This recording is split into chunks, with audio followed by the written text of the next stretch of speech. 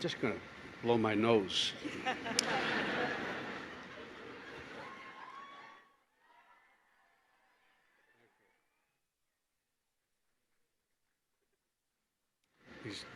These gowns are hard to get in through to your pockets.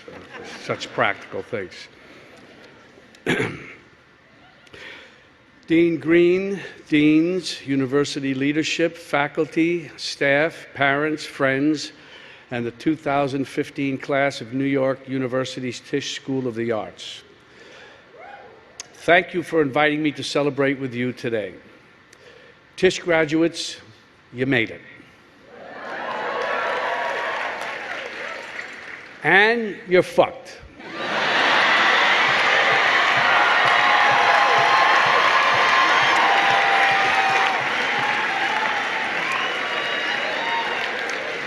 Think about that.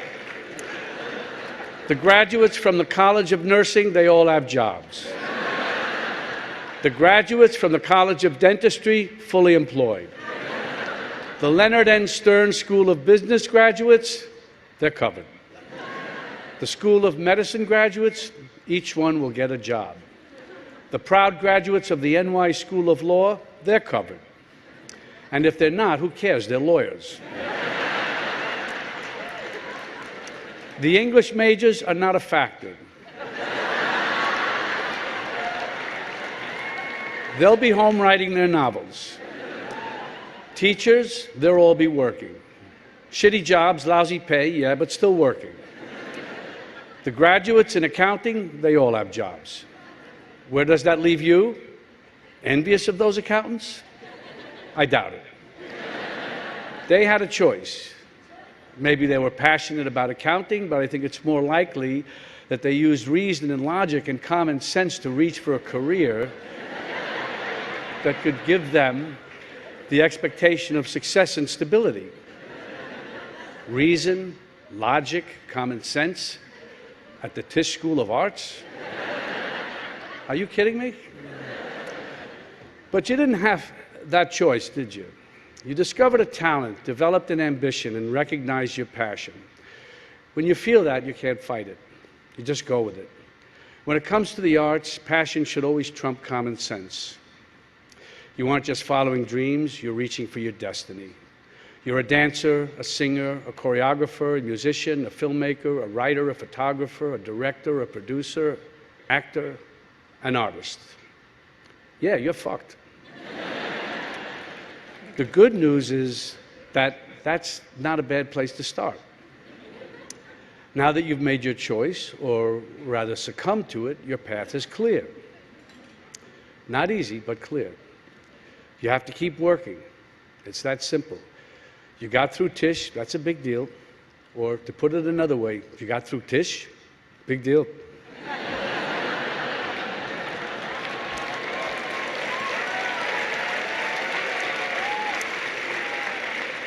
Well, it's a start.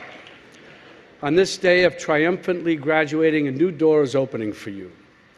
A door to a lifetime of rejection. It's inevitable. It's what graduates call the real world. You'll experience it auditioning for a part or a place in a company. It'll happen to you when you're looking for backers for a project. You'll feel it when doors close on you while you're trying to get attention for something you've written and when you're looking for a directing or a choreography job. How do you cope with it? I hear that Valium and Vicodin work. Well, I don't know. You can't be too relaxed and do what we do. And you don't want to block the pain too much. Without the pain, what will we talk about? Though I would make an exception for having a couple of drinks if, hypothetically, you had to speak to 1,000 graduates and their families at a commencement ceremony. Excuse me.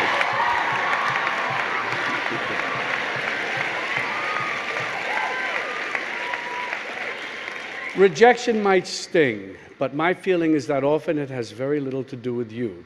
When you're auditioning or pitching, the director or producer or investor may just have something or someone different in mind. That's just how it is.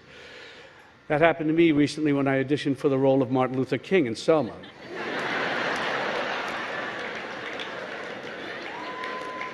which was too bad because I could have played the hell out of that part. I felt it was written for me. But the director had something different in mind. And you know, she was right. It seems the director is always right. Don't get me wrong, David Oyelowo was great. I don't think that I would have cast a Brit, but... I've got 2 more stories. These really happened. I read for Bang the Drum Slowly 7 times. The first 2 of the 3 times I read for the role of Henry Wiggins, the part eventually played by Michael Moriarty. I read for the director, I read for the producer, then they had me back to read for another part, the role of Bruce Pearson. I read for the director, I read for the producer, I read for the producer and his wife, I read for all of them together. It was almost like as long as I kept auditioning, they would have time to find someone they liked more. I don't know exactly what they were looking for, but I'm glad I was there when they didn't find it. Another time, I was auditioning for a play. They kept having me back. I was pretty sure I had the part, and then they went with a name. I hated losing the job, but I understood. I could just as have easily lost the job to another no-name actor, and I also would have understood. It's just not personal. It can really be nothing more than the director having a different type in mind. You'll get a lot of direction in your careers, some of it from directors, some from studio heads, some from money people, some from writers, though usually they'll try to keep the writer out of at a distance. And some from your fellow artists. I love writers, by the way. I keep them on the set all the time. Listen to all of it and listen to yourself. I'm mostly going to talk about these ideas in movie actor terms, but I think this applies to all of you. You'll find comparable situations in all the disciplines. The way the director gets to be right is you help him or her be right. You may start out with different ideas. The director will have a vision. You will have ideas about your character. When you're a young actor starting out, your opinions may not be trusted as much as they will later on in your career. You've been hired because the director saw something in your audition, your reading, in you that fit their concept. You may be given the opportunity to try it your way, but the final decision will be the director's. Later in your career, when there's a body of work to refer to, there may be more trust from the director, but it's pretty much the same thing. You may have more opportunities to try it your way and may think the director has agreed to your take, your take is the best, but if it's a movie, you'll be nowhere near the editing room where the director makes the final decision. It's best when you can work it out together. As an actor, you always want to be true to your character and be true to yourself. But the bottom line is, you got the part. And that's very important. As a director or producer, you also have to be true to yourself and to the work. A film, a dance, a play, they're not tents where artists get to play and express their individuality. They're works of art that depend on the contributions and collaboration of a group of artists. And it's a big group. It includes production and costume designers, directors of photography, makeup and hair, stage managers, assistant directors, choreographers, etc., many more to name that I won't now. Everyone plays an important part, an essential part. A director or producer, choreographer or company artistic director, these are powerful positions. But the power doesn't come from the title. The power comes from trust, respect, vision, work, and again, collaboration. You'll probably be harder on yourself than any director. I'm not going to tell you to go easy on yourselves. I assume you didn't pick this life because you thought it would be easy. You may have to answer to a director for a job, but you also have to answer to yourself. This could create conflicts for you. You want to play the role your way, and the director has a different idea. Discuss it with the director. Maybe there's a compromise. There always should be the space to try it both ways. But don't make a production. But don't make a production out of it. I guess this is some typo here because it's not a democracy. On the set or on the stage, someone has to make the final decision. Someone has to pull it all together. That's the director. So don't be obdurate. No one's going to see you do it in the quote unquote right way if you're not on the stage or in the movie. I can answer the question that's on all of your minds right now. Yes, it's too late to change your major to directing. While preparing for my role today, I asked a few Tisch students for suggestions for this speech. The first thing they said is keep it short. And they said it's okay to give a little advice, it's kind of expected and no one will mind. And then they said to keep it short. It's difficult for me to come up with advice for you who have already set upon your life's work, but I can tell you some of the things I tell my own children. First, whatever you do, don't go to Tisch School of the Arts. Get an accounting degree instead. Then I contradict myself. And as corny as it sounds, I tell them don't be afraid to fail. I urge them to take chances, to keep an open mind, to welcome new experiences and new ideas. I tell them that if you don't go, you'll never know. You have to have to be bold and go out there and take your chances. I tell them that if they go into the arts, I hope they find a nurturing and challenging community of like-minded individuals, a place like Tisch.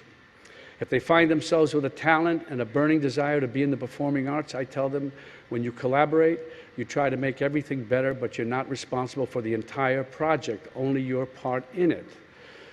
You'll find yourself in movies or dance pieces or plays or concerts that turn out in the eyes of critics and audiences to be bad, but that's not on you, because you will put everything into everything you do. You won't judge the characters you play, and you shouldn't be distracted by judgments on the works you are in. Whether you're working for Ed Wood or Federico Fellini or Martin Scorsese, your commitment and your process will be the same. By the way, there will be times when your best isn't good enough. There can be many reasons for this, but as long as you give your best, you'll be okay. Did you get straight A's in school? If so, good for you, congratulations. But in the real world, you'll never get straight A's again. There are ups and there are downs. And what I want to say to you today is that it's okay. Instead of rocking caps and gowns today, I can see all of you graduating in custom TSOA t-shirts. On the back is printed, rejection, it isn't personal. And on the front, your motto, your mantra, your battle cry, next.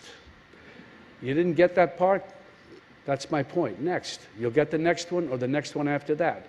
You didn't get that waiter's job at the White Oak Tavern?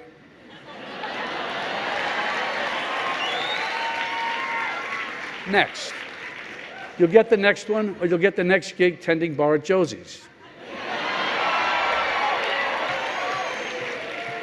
You didn't get into Juilliard? Next. You'll get into Yale or Tisch.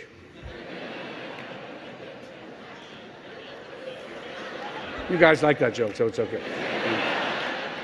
No, of course, choosing Tisch is like choosing the arts. It isn't your first choice, it's your only choice. I didn't attend Tisch, or for that matter, any college, or my senior year of high school, or most of the junior year.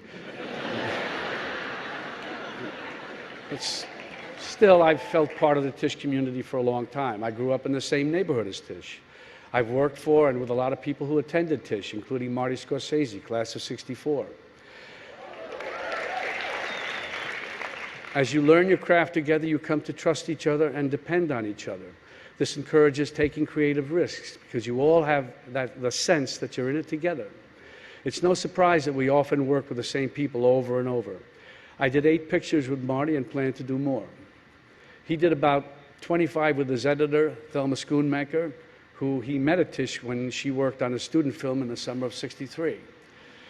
Other directors, Cassavetes, Fellini, Hitchcock, came back to the same collaborators over and over, almost like a repertoire company. And now David O. Russell and Wes Anderson are continuing that tradition. Treasure the associations and friendships and working relationships with the people in your classes and your early work. You never know what might come from it. There could be a major creative shift or a small detail that can make a major impression. In Taxi Driver, Marty and I wanted Travis Bickle to cut his hair into a mohawk, an important character detail. But I couldn't do it because I needed long hair for The Last Tycoon that was starting right after Taxi Driver, and we knew a false mohawk would look, well, false. So we were kicking it around one day at lunch and decided to give it one shot with the very best makeup artist at the time, Dick Smith. If you saw the movie, you know that it worked. And by the way, now you know it wasn't real. Friendships, good working relationships, collaboration, you just never know what's going to happen when you get together with your creative friends. Marty Scorsese was here last year speaking to the 2014 graduates. And now here we are, on Friday at a kind of supersized version of one of Allison's student lounge hangout sessions. You're here to pause and celebrate your accomplishments so far as you move on to a rich and challenging future. And me, I'm here to hand out my pictures and resumes to the directing and producing graduates.